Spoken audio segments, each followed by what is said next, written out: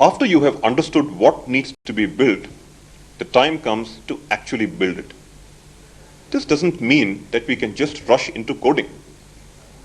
Just as we create a blueprint of a house before actually building the house, we need to create a blueprint of the software that we intend to build and ensure that it satisfies requirements. The design stage represents the activity of creating this blueprint. The design stage really consists of two main components: database design and program design. During database design, you would decide on the kind of tables you need and the kind of indexes you would need to build. During program design, you would decide on the interfaces or prototypes of each function. If you were coding in a procedural language like C, this would mean deciding on the arguments and return values for each C function. You would expect that since we started this project 2 months late, we would probably finish 2 months late. But that was not to be. We were using a piece of middleware that we were not completely familiar with. And we invested in coding much before we had put in enough thought into how to design for this middleware.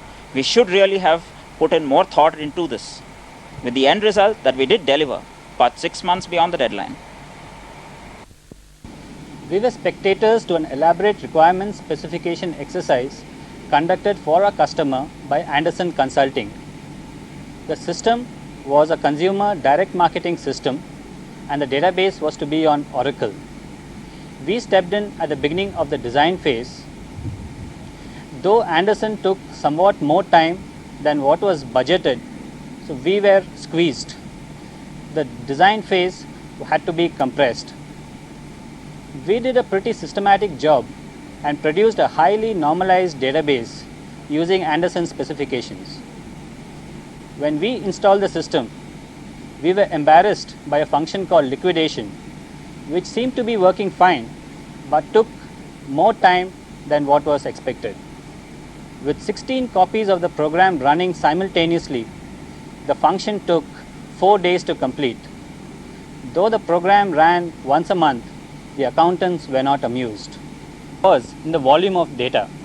With a highly normalized table, the liquidation process required a lot of joins. Each table had 10 to 20 million records. This all but killed the performance. We had to rework our database design, carefully denormalizing at the right places. The end result was, with one copy of the process running, it took 8 hours to complete the job.